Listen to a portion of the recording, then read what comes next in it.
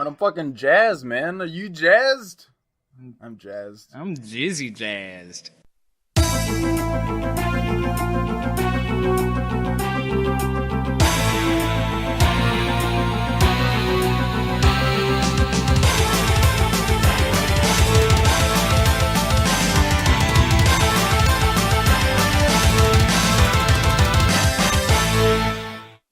So my girlfriend's been going crazy watching like Netflix and Hulu and shit, and she's been watching Scream Queens and Fuller House. And like, have you seen those shows at all? No. Well, the thing that makes them so special and why I'm going to talk about them today is because John Stamos is in both of those. Oh, okay. Yeah, and my girlfriend is like, man, I fucking hate John Stamos. I was like, why are you watching a show with two shows with John Stamos in it? Then I was like, I mentioned to her, I was like, John Stamos is a sexy motherfucker, and I would totally have sex with him. And she was like, ew, you're fucking gross. I was like, John Stamos is a sexy man. And I told her I would prove to her that John Stamos is a sexy man by maybe convincing you that he is a sexy man as well. Full House convinced me of that like 20 years ago. You didn't need to do I a know. fucking thing.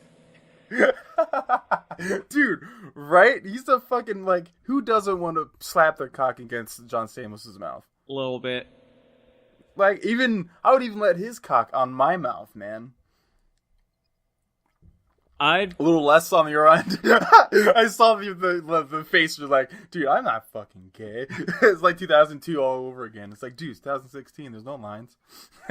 Not gay, but for John Stamos. Anyway, welcome to Cyborgs and Dragons. My name is Damon Taco Beans. And I'm Skeletroid Blockbuster. Oh, fuck, dudes. Cyborgs and Dragons, episode 3, what's up? It's, the third one. So... Also, we're not gonna name every episode, like, each time. Just like, because this is still new, so we're just like, fuck it. This is episode 3. Yeah, when it's still, like, single digits, it's easy enough to do. Yeah. But, like, once you get up to, like, episode 10 or 12 or whatever, you're just like, fuck it, we've done a lot of these. You count them. You're listening. Right? I mean, I'm counting them as I upload them, so. That's a good thing. Yeah, right? But man, I've been going drawing crazy with our fucking show with the YouTube shit lately. I've noticed. It's been awesome. Dude, it's so good. Like, because it's just like writing a story. I just let my mind explode and draw whatever the fuck I want. And with the YouTube one, like, it's more, I don't know, it's kind of just like the same vein of just like, hey, I'm gonna draw where the fuck I want and nobody can say whatever there's no judge or whatever, you know what I mean? Yeah, I mean, like, I guess technically maybe I'd be a judge, but for all of them, I'm just like, awesome, do more. I know, right?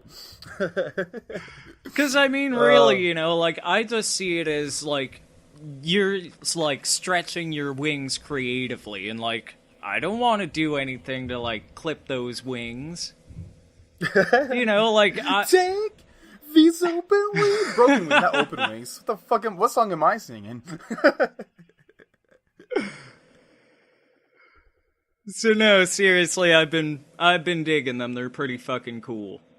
Right, thanks, man. I'm also, this is gonna be bullshit. I might cut this out, but if anybody's been following my drawing style for a little bit, these are different styles. They're like actually effects. There's like some blurs. Ooh, Photoshops. Branching that out. The next level. I know. But dude, what prompts did we have this week? This week we let's see, we went with UFOs. Yep. And a locked door. Dude, that one, like, because I already had like an idea in mind. Because when we choose our own things, we kind of choose what's going to be in the story. But when you said a locked door, my brain went, oh my god, there's so many possibilities. I don't know, it's weird. For such, like, inspiring prompts, I had a really tough time with this one.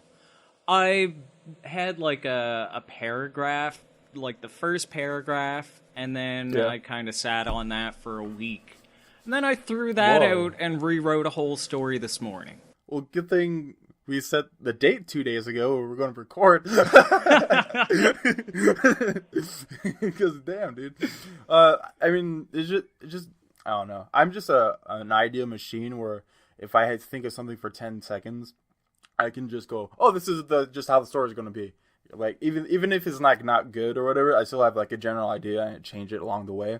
So it's just like, to me, with these stories, I could bust them out. Like, I've been holding off for writing episode 4 because I already know what the fuck it is, but I'm holding off because I don't know what the second prompt is until the end of this episode. So,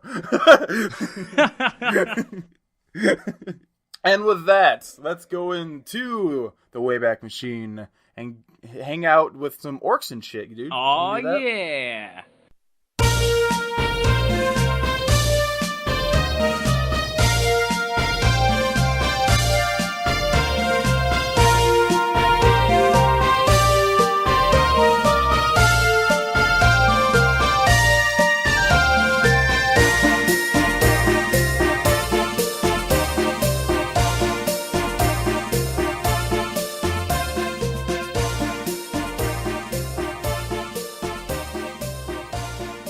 Hey, Troy! Are you ready for this fucking story, man? Ready, willing, and mentally unstable. Dude, fucking bumper sticker again, dude. That's where we're gonna make our fortune. Yeah, with the $2 bumper stickers. Well, if everybody buys, like, all of the ones we come up with, that's what, like, $6 each right now? Right? Oh my god, right? Retirement fund. Alright, so my story is called The Door on the Plains, aka the one before number 4. Ooh. We begin our story just when the newly formed dew on the grass spread its legs and got fucked by the sunlight. Hard. So hard, in fact, that every time the sunlight thrusted, the dew's theoretical pelvic bone got a hairline fracture. Ooh. Right? That's pretty hard. Someone was doing the do. Oh my god! Whoa, that was amazing. I fucking wish I had the foresight to write that, because that's an amazing pun. I love puns.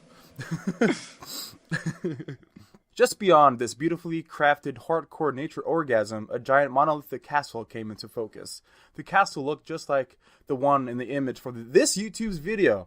Oh shit, why did I write that? I don't know how to draw an epic monolithic castle with stalactites and an orgy pool. God damn, I got to stop writing intricate details that I in no way possess the skill needed to pull off. So don't be sad if the image is totally not related, because I will quit if I get too flustered. You should start practicing on drawing those orgy pools. Well, now I have to. Start with that and then work up to the full castle. Right on. Now that the first paragraph is over, let's find out about the guy that lives in said castle. His name was Bloodskull. He wore a giant black cloak. That's right, I said cloak, the most sinister of all the shirt garments. His head was a skull, but with 2 giant fangs protruding out of his upper jaw. So he's like a vampire? No. he's a skull, but like 2 giant protruding fangs. Okay. But just a skull. I gotcha. Mm-hmm. Yeah, there's no skin on this man. Bloodskull's alarm went off. Ah, time to start this evil day, Bloodskull repeated to himself, because this sentence is totally a normal thing to say in Bumdagger. He searched a drawer in his nightstand next to the bed and pulled out a 4x8 weed sickle and lit that shit up. At the proper amount of high, Bloodskull got on a Skype call to record his infamous podcast with a friend. The Skype call tone rang, and his friend picked up. Hey man, Bloodskull started. I'm like hella fucked up right now, but I'm totally still down to record today. The pair started to record another episode of Humans and Alligators, and this part is totally not based on true events. It doesn't sound like anything that I've ever heard of. I mean, this is a fantasy podcast story, so this is not true. After the podcast, Bloodskull opened his red velvet blinds to reveal that sunlight is still fucking the Drew Dop from before, but this time doggy style? Because like, how does that work? Sunlight can't fuck doggy style, can it? Who knows? Find out. This is a perfect day for an evil jog, Bloodskull thought to himself. Rat minions assemble! Just then, hundreds of rats wearing little tuxedo tops poured into the room. They're wearing tuxedo tops. No bottoms, just tops. That's still cool. It's pretty cool. Alright guys, let's go for a jog, Bloodskull ordered. The rats turned into a land raft, and Bloodskull hopped aboard. They went out. During the jog, Bloodskull noticed a wood door just chilling on the grassy plains. What is that? He asked Larry, the main rat minion that had a cool solid gold earring. That's the mystery door. No one knows where it comes from or leads. It has been locked since the dawn of time. Is there a key? Bloodskull asked, scratching the bottom of his mandible. Sir, if there was a key, then it wouldn't be mysterious and shit. I think the weed has finally caught up to you. Right. When Larry... That's not a statement. I literally just read this. I don't know how the fuck I already forgot. I guess I wrote it like 2 weeks ago. That's probably why. Right when Larry finished the ratland mass beneath Bloodskull's feet said, Amen, in unison. Never! Bloodskull screamed and ran toward the door. At the door, Bloodskull tried with all his might to open it. He threw rat minions at it, said open sesame, and threw the same minions from last time.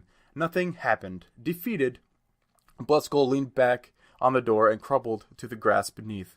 When he hit the ground, the back of his head accidentally knocked on the door, and it opened. Convenient. Pretty convenient.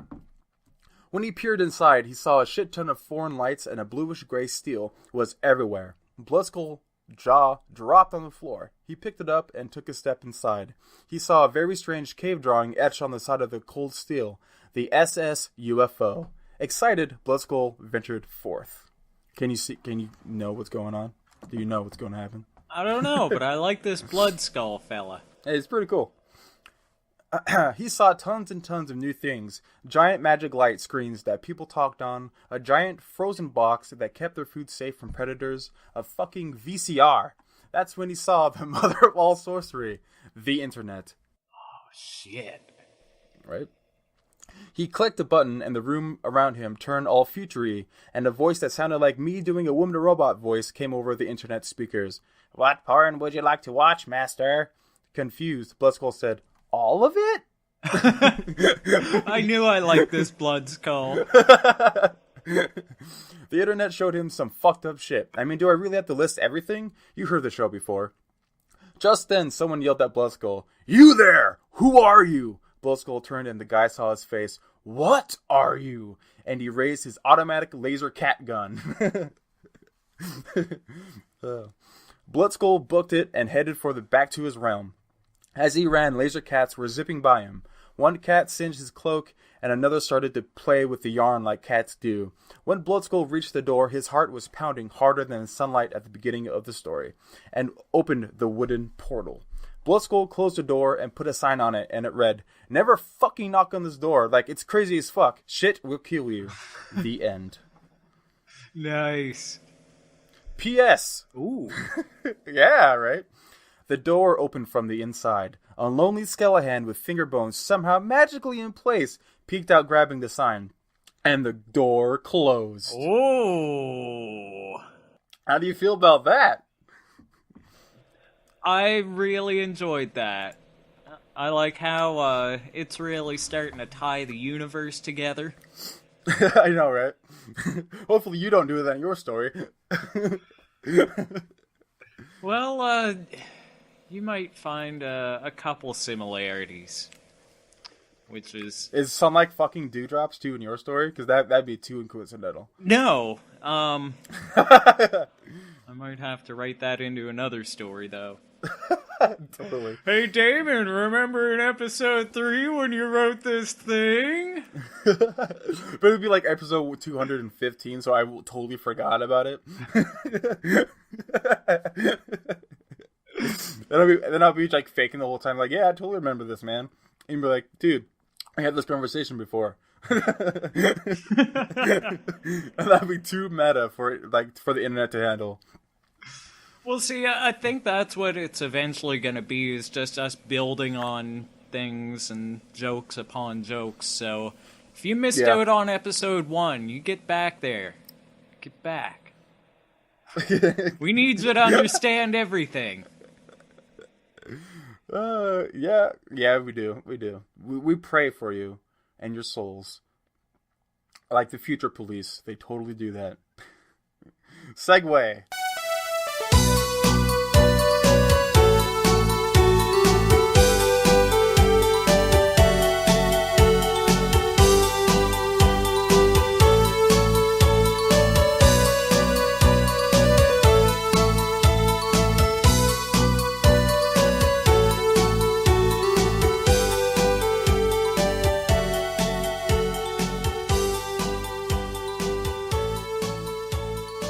This story is called UF No. Yes, Sergeant Strong. Blarg Blobbington was an average kid. He liked to eat the petals off of flowers. He had a big spiral shell on his back, 2 big eyes on the end of antenna, and left a slimy trail everywhere he went. Wait a second. Oh, sorry. That was just an early revision. It says here, Blarg was an average snailian kid. That's an alien from the snail planet, who was just brave enough. Sorry, an average snailian kid who was just enough above average to have stories written in his memory. How do I know? I fucking did it.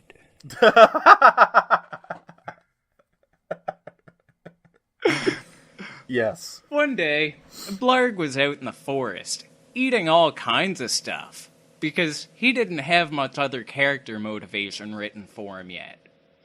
That was up until the point he stumbled upon a fucking UFO. It looked like it crash-landed, and had done so a long time ago, as it was covered in moss. Blarg looked around for a door, and found it after only a few hours of searching. Hey, he's a snail boy. Give him a break. Give me a break. Give me a break. Yeah. Give me that break of that poop. Because you can't say the name, otherwise it gets sued. He couldn't open the door, as it was locked. The lock looked like nothing he'd ever seen before. This lock looks like nothing I've ever seen before, thought Blarg, because, hey, he couldn't hear the narrator's smooth, rich voice. But we all can. Yeah, we're lucky like that. I need to go back to the village and find the locksmith. Blarg went as quickly as he could, and arrived back at the village 3 days later. He went to the locksmith shop and knocked on the door, as per the sign's instructions, which read, "Please knock. This is a locksmith shop, so there are like 1 billion locks on the door. Seriously, you're not getting in unless you knock on the door, so stop turning the handle impatiently. It's not gonna do anything except irritate us both." Dude, just like when fucking people wait for the fucking goddamn, the crosswalk and they press it 1,000,000 times, like, dude, press it once. You're totally fine. The machine doesn't know when you're pressing it harder and faster. Yeah, like maybe twice if you don't think you pushed it hard enough the first time, but that's it. That's all you need. That's all you need. That's like, oh my god. It fucking pisses me off so much. Blarg heard the sound of locks turning and unlatching for about 45 minutes. Then the door swung open. The locksmith stood in the doorway. He was an older snailian, his shell adorned with various locks and latches for no real reason other than to let everyone know, hey, I'm a locksmith. Fuck yeah. Blarg, my boy, good to see you. How are the wife and kids? Blarg looked at him, puzzled. I'm 6. The locksmith laughed. Oh, balls haven't dropped yet, I see.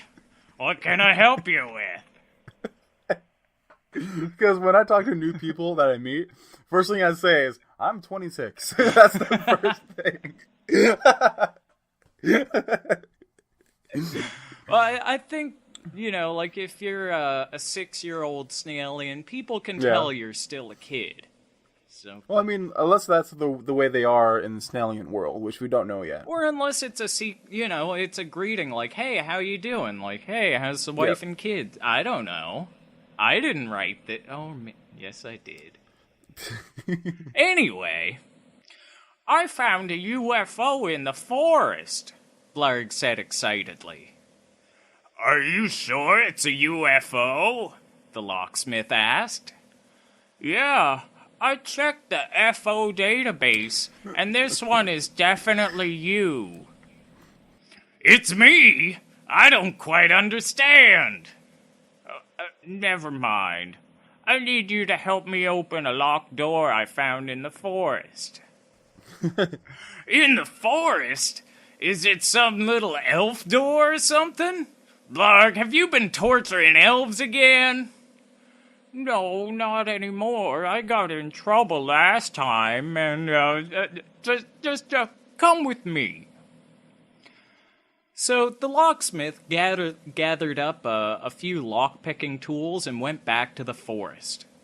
Thankfully, snailian slime trails make it pretty easy to backtrack and find where you were, as the footprint they leave have arrows pointing forward.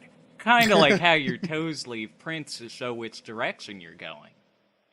Oh, and the slime trail makes the arrows look like neon signs, so they're super easy to follow. That's good, because that's what I was imagining, just in case, and then you made it canon, so I was like, cool. Yep. Oh yeah, that's how it works. They finally made it back to the UFO after another 3 days because, once again, snail dudes. Don't judge. A UFO? Asked the locksmith. I thought you said there was a door to unlock. It's right here, Blarg said, pointing at the door. Have you ever seen a lock like this? The locksmith looked at the lock and began to chuckle. I sure have. He crawled up onto the door with his sticky slime and started going through his tools until he pulled out what appeared to be a small plastic shell with a crisscross metal grating covering the opening. He threw it down to Blarg. Point that thing this way, would you? And press that button. Blarg hit the button, and beautiful music began to play. You're horny, let's do it. Ride it, my pony. My saddle's waiting. Come in, jump on it. I like your rock version of that song. Thank you. Because, like, most people would have done, like, the actual version. You're just like, fuck it, I'm going to use the lyrics and make my own song out of it. That's what I do. Hell yeah. Blarg looked up to see the locksmith just fucking the hell out of the lock. And when the song finished, the door opened orgasmically. was it like instead of a creak, it was like... It was like that? Well, see, initially I was going to explain it, because I initially thought of, like, the door just kind of, like, thrusting open, and then just kind of, like, having a couple, like, pulses. Yeah. Like, oh, that was good. Yeah, that's awesome. Blarg wanted to look inside the UFO, but the locksmith really needed a nap.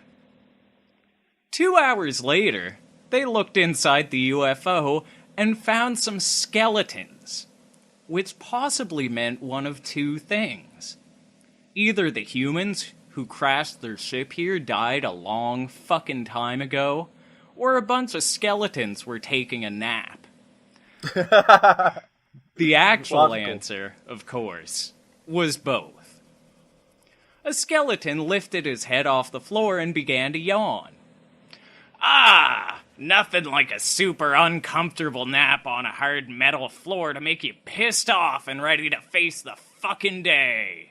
The skeleton looked over at the snailians.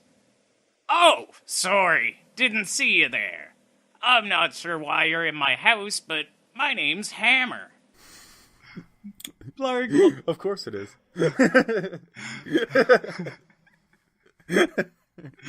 Blarg looked at Hammer. That's a pretty intimidating name for such a nice guy. Well, all of us skeletons have to name ourselves after a bone. Too many of us are named Dick Bone, so I thought I'd do something a little different and name myself after one of the bones in the ear. The locksmith replied, oh shit, his voice is similar to Skeleton's voice. Fuck. Alright. That's so cool, dude. The locksmith replied, that was more information than was really necessary. Why are you here? I've been guarding this talisman for hundreds of years, Hammer said as he pointed to a large golden object. Answer my riddle and it's yours. This is the part of the story where you're probably expecting to hear a complicated and clever riddle. Well, I should probably take the time to remind you of what show you're listening to. I mean, there was a vagina keyhole earlier in the story. So, maybe you should think about the best riddle you've ever heard, and pretend like you've never heard it, and that I just told it.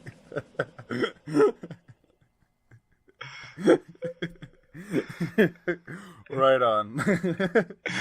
The locksmith was amazed by Blarg's cleverness, as his own old ways of thinking would have never been able to solve the riddle.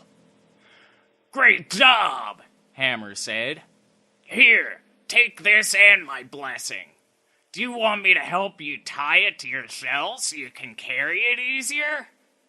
And with a skeleton kiss to the cheek, Blarg and the locksmith are on their way back to the village. Hey, I didn't notice that before, Blarg said as he looked on the back of the talisman and saw ancient-looking writing etched into it. He took the time to translate it. It was another 3-day trip. Blarg finished the translation and asked the locksmith, what do you think dicks out for bum dagger means? The end. Dude, fuck yeah, that was rad. Can't believe we did the similar things on this one. Are you sure one of our prompts wasn't skeletons? Because we both fucking wrote about them. We had skeletons, we had hardcore sex scenes with inanimate objects. We had, there's just a door randomly in the, like, just nowhere. Dude, what the fuck? That's awesome. There was us explaining how terrible our show is. So Yep. yeah, we got Yeah. we wrote the same story. 3 Just different episodes setting. in, and we're fusing. We already did it. Just like DBZ, man. Got it. Hopefully we don't turn into that fat one. Punch 'em Boo? Is that one you're talking about? No, it's like Vegeta and Goku tried fusing one time, but they did it wrong and turned into like this fat guy. What? That sounds hilarious. Well, maybe we should do that then. Yes. I mean, realistically, it will happen. It's gonna happen, so.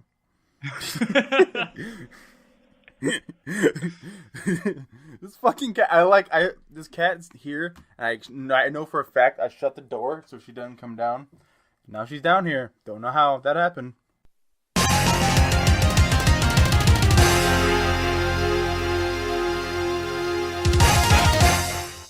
Good morning, class. My name is Professor Taco Beans. And I'm, Wait, was I a professor what? as well? I thought you were... Yeah, you were a professor. I was doctor. Good morning, class. My name is Damon... Fuck! Good morning, class. My name is Dr. Taco Beans. Might just keep that in. And I'm Professor Blockbuster. And welcome to Storytelling 101. This topic, this session, 3 o'clock on the dot, before you go into PE class. What are we talking about? Talking about writing notes for remembering ideas. Totally. 'Cause- This is actually a thing I fucking do on the regular because I work a shitty ass cashier job. So I have a lot of downtime to think about things. So I'm just like frantically writing shit when I should be like doing things like stalking. But like I always just write down everything. I used to do that a lot when I worked in a restaurant. Just fast food, nothing fancy. But you know, like when I'd be like waiting around to make a burger or whatever, I'd get an idea and then I'd, you know, rip a piece of receipt paper and go, okay, this idea. So then, you know, after work, like 8 hours later, you have like this pocket full of ideas and you're like, holy fuck, I thought of these. Dude, right? If you thought down every idea that you had, it's too many. It's too many. Yeah. Which is why a thing I want to talk about on this one is not every idea should be in the same story, though. Because there's some ideas that are like, fuck, that's a good idea, I should put it in. And then it just doesn't work. So you're like, oh, just keep that for later and put it in for when it does work.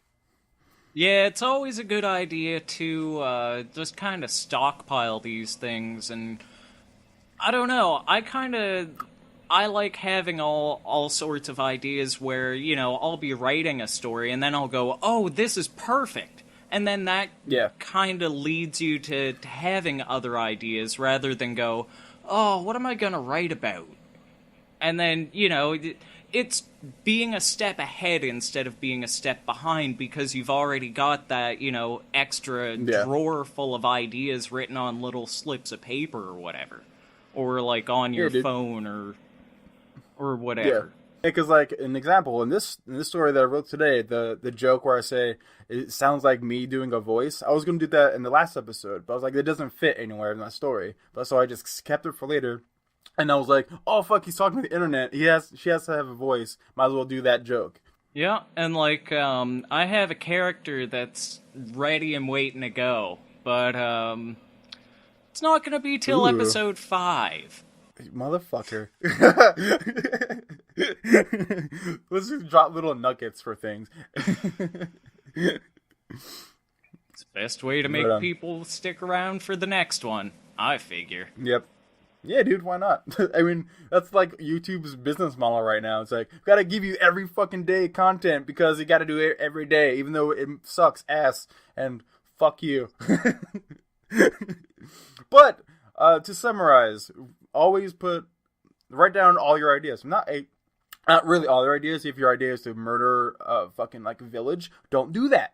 But story ideas, write them all down. One last thing is something that I do fairly regularly is like I'll just think of like stupid funny things like while I'm falling asleep. If they're good enough to remember when I wake up, then I know I've got something good and I need to write that idea down. But like, don't let something that's stupid, funny, you know, like, ruin your sleeping patterns. Because, like, there's nothing like being super comfortable in your bed and you're like, oh, that's hilarious. So you get up and, like, you turn all your lights on and start writing shit, and it's like, no, just go to bed.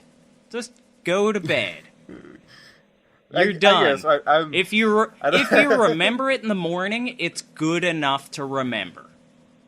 That's a good thing. I probably should do that, but I don't really write down my ideas when I sleep because I forget them 5 minutes later. As I'm looking for something to write it down, I'm already forgot it. So yeah, that's me. Class dismissed. Class dismissed. Get the fuck out. Yeah, go fuck your girlfriend. And then write a story about it. Yeah, dude. That's what we need. Just a bunch of fucking just like fuck prompts and like fantasy and sci-fi stories. Just tell us how you fucked your girlfriends, please. Or boyfriends. I don't care. Yeah, we won't judge. I don't give a fuck. I'll read it. All right, so there's your homework for the semester. Dude, Def. We're the best teachers ever. Internet high five. Oh yeah.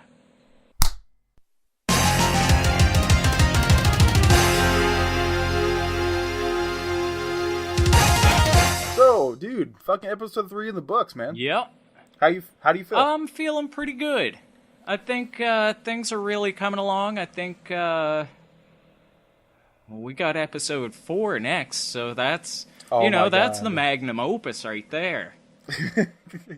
Our masterpiece work is episode 4. I haven't even done it yet, or whatever. But you already know you want to hear it. Oh, yeah, totally. If you listen to episode 1, 2, and 3, you might as well just listen to 4. Subscribe on iTunes and Stitcher, and do all that jazz. Because episode 4 is coming, guys. Coming hard. Fast. Coming. Right in your Coming. face. Ooh. Coming like when I watched the Spider-Man trailer. Coming so hard. Did you watch that trailer, dude? No, I haven't seen it. Oh, that's really rad. I did a fucking full half-hour podcast where I just talked about the trailer on my podcast. I uploaded that today. Well, instead of leaving everybody confused, why not just plug that for 2 seconds? Because everybody's like, right. Wait, you're already on your podcast. That's true. I have many things I'm working on. If you really want to know, my name is Damon Taco Beans. I do shit on the internet. I do Brain Vomit Podcast. I do Homegrown Uprooted web show. I do this show. I do my Patreon podcast, which is a weekly podcast that you can get when you subscribe to my Patreon. And I have another podcast coming out. I just kind of sleep. That's good, dude. I fucking don't sleep at all, man. Like, I spent my day off drawing and doing this. That's what I did today. Are you fucking drinking Tim Hortons, man? Jealous. No, it's just the cup? Yeah, just the mug. Yes. Even better, dude. But also, I do love blob monsters, and the slugs totally fucking work. Yeah, I think the slug guys are probably gonna be in future episodes. And also, I'm glad that you established a planet, man. There's like another planet now. Whoa. I'm fucking pretty stoked. Also, this just turned into just us fanning about our own shit now. We should probably end this pretty soon. So yeah, on that note, well, thanks for listening to episode 3, and stay tuned for episode 4, and a whole bunch of episodes after that. Before we forget again, what prompts are we doing for next episode? Because I propose Wise Elders. Wise Elders, that's a good one. And the other prompt is shovels. Is it because you shoveled snow today? Yes, it actually is. I was outside and I was like, I fucking hate this so much. This is gonna be the prompt. Right on, dude. Follow us on Twitter, where we tweet about Storytelling 101's criteria and other shit. Have fun and a great, fantastical future. Goodbye.